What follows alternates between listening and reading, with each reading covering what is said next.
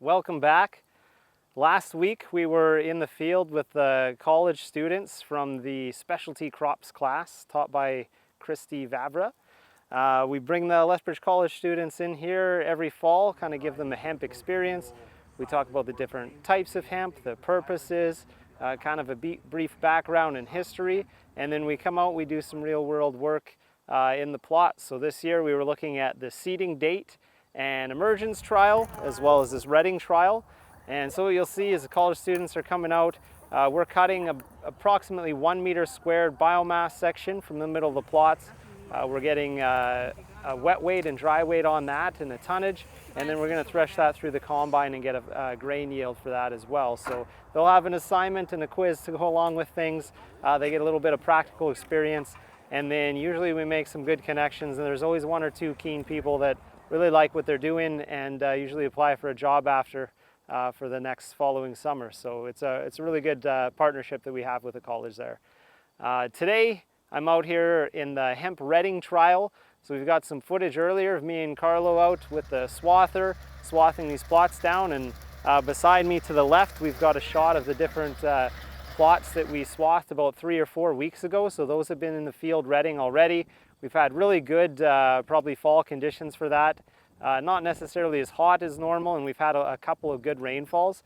And then behind me you'll see that thicker green stuff is the stuff we swathed this morning. So I've got one of each. The ultimate goal is to look at fiber quality, and we're going to actually take some samples of this, take it to the microdecorticator at Initech in Vegreville, and then we're going to do some assessments on which is the best quality. So we've got some. It's going to sit in here just for another couple weeks, and before it freezes up here in the fall we'll take some samples and send it in. Some of it we've augmented, so the stuff I'm spraying is a biological that's actually cultured right from the retting process, and we're applying that and seeing whether or not we accelerate the retting process.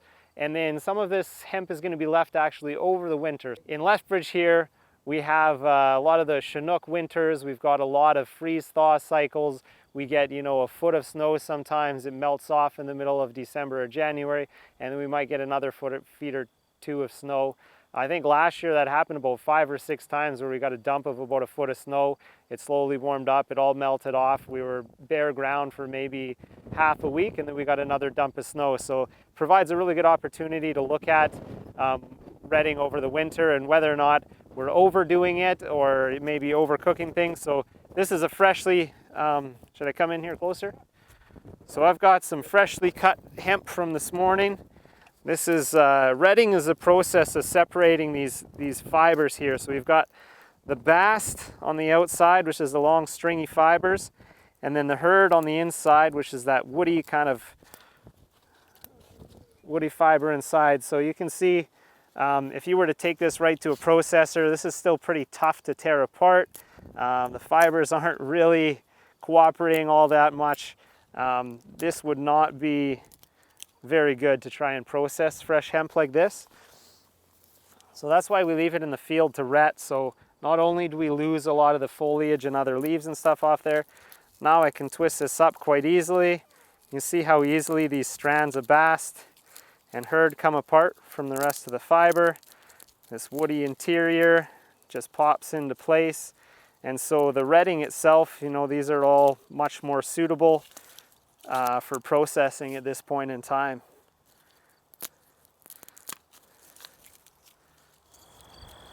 Part of the interesting things that this project will look at is, that fall versus augmented versus over the winter retting, and whether or not, given the different environmental conditions that we get in southern Alberta, Vegreville, and then up in the Peace Country up at Sarda, whether or not it's a good practice or not to leave it over the winter. I think in some cases, given the falls and winters we've had, it could be a practice here that might make sense. In other cases, it might not. So I guess we're going to find out. So keep in touch with us here. Check back in. We'll let you know how things are closer to freeze up. We're in the field right up till about Halloween, at which point before the end of October, most of this will get baled up and sent in for sampling, and then some of this will get left out here, so you'll see how the fresh stuff we just cut has turned brown. We'll see what this is looking like, and then we'll find out where our best fiber quality is coming from.